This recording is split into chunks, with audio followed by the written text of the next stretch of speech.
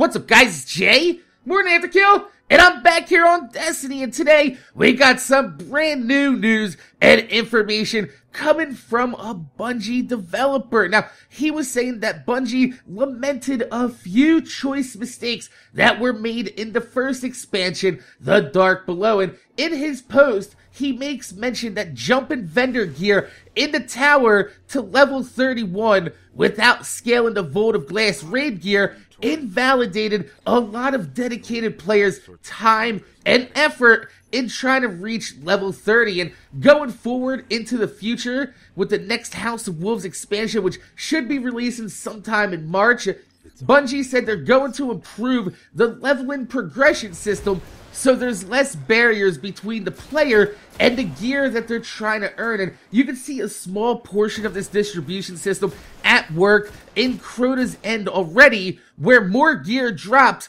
on a more regular basis, and the gear is more varied in stats than you see in the Vault of Glass. And you also can see that if you've been watching my channel for quite a while, that I've got 3 sets of boots from Crota's End Hard Raid, and each set of boots had 3 different stats on there. So Bungie is purposely varying up the gear that you get from Crota's End just a little bit, so you have a realistic chance of earning a usable gear set before the hard mode was released. And I gotta say, considering the fact that somebody like me, who doesn't spend an insane amount of time in raids, who has some very bad luck with drops, if I can pick up a full usable set of level 32 gear before the release of hard mode, I can say that it looks like that Bungie's distribution system was successful and worked in the way that they intended. However, leveling up the gear still remains quite challenging for the simple fact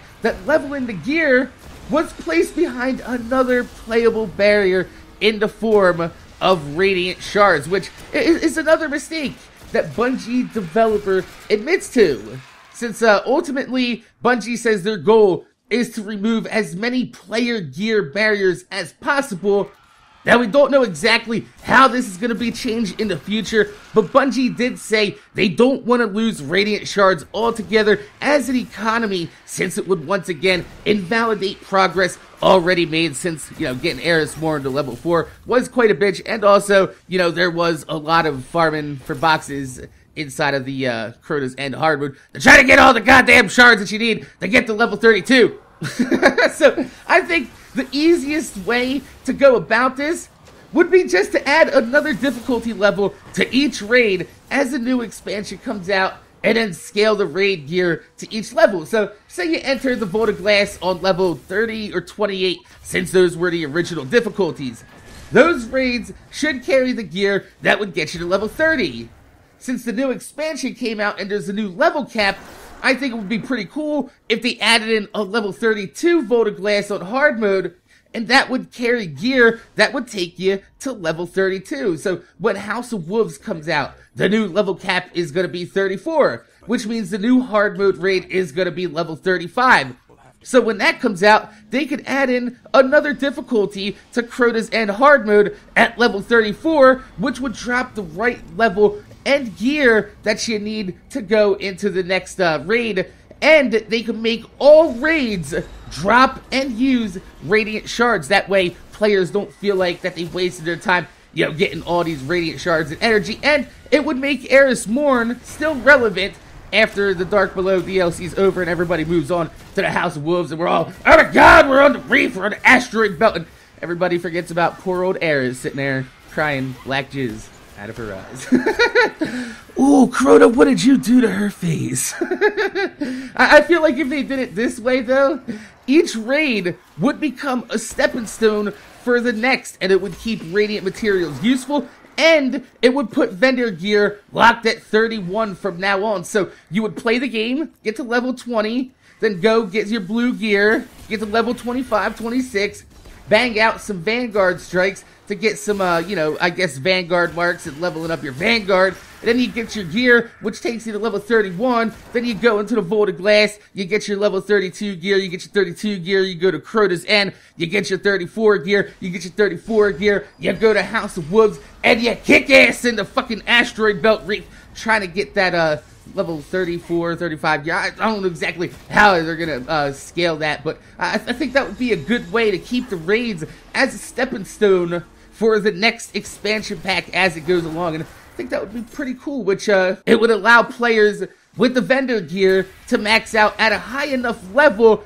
to be able to go ahead and go into the raids and remain competitive with all their friends. Now, this would only be possible if they put in matchmaking for the raids, because if there's no matchmaking for the raids, then the vendor gear is always going to have to get bumped up for the players who don't have raid groups but still want to remain competitive in the newer content that does release. So it's a little bit of a balancing act. It's a little bit of a, I guess, a seesaw, but I think Bungie can handle this. Bungie is doing a pretty damn good job, and I hope to see what they're trying to do in the future. But Bungie also made mention that making you reset your stats when upgrading your exotics, you know how everybody was like, oh, we don't like that, that's fucking poop.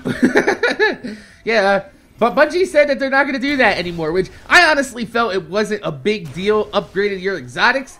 But you know what, if they're not going to make us have to go through the whole resetting of our weapons to upgrade our exotics, that means I'm finally gonna have Glimmer again. No more poor Mac in Destiny. Can I get a Ric Flair? I'm gonna give you a Ric Flair. Woo! Seriously though, I like where Bungie is headed more and more each day. And the fact that they're taking customer feedback and applying it to the game this early in the life cycle is nothing short of absolutely amazing. Because most developers these days, they just do shit their way, count their money, and when you say something that happens in the game that they don't like, they're just like, that's our artistic vision. And they hide behind that curtain like they're the goddamn Wizard of Oz. So I'm glad that Bungie isn't afraid to admit that they made a mistake and they're working on ways to rectify them in the future. Now that takes balls from a AAA developer to say, I'm sorry guys, you guys are right. This is the game that you guys are playing, and this is what we're gonna do for you guys, not our, oh my god, this is our artistic vision for the game for the last 10 fucking years that we've been developing. No, you're just like, oh, you guys want it better? Alright, make that a little bit better.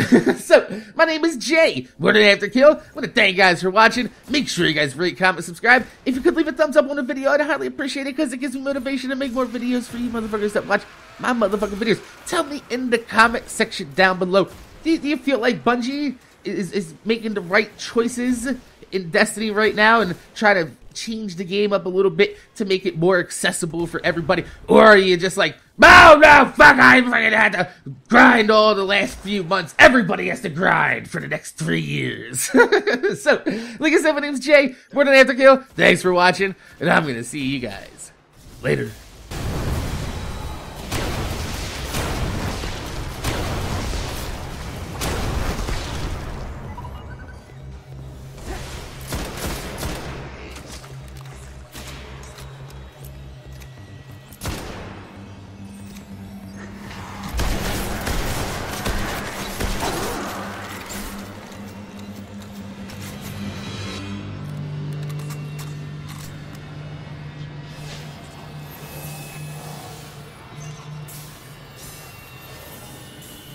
When I break in, they're going to come after us. Make sure you're ready.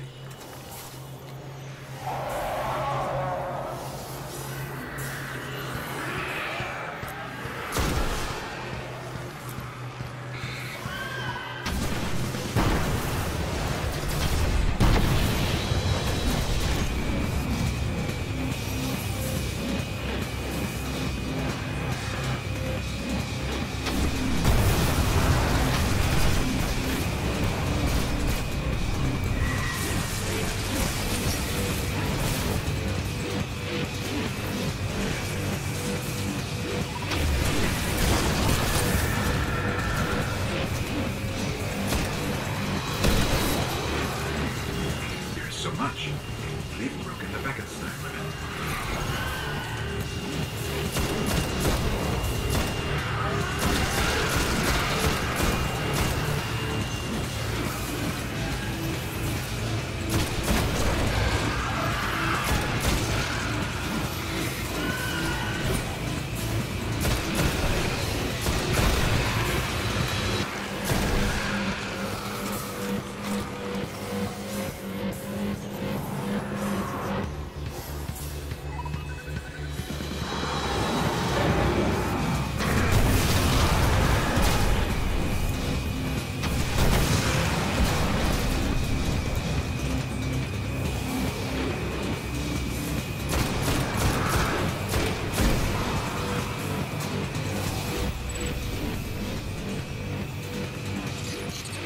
I've got it all.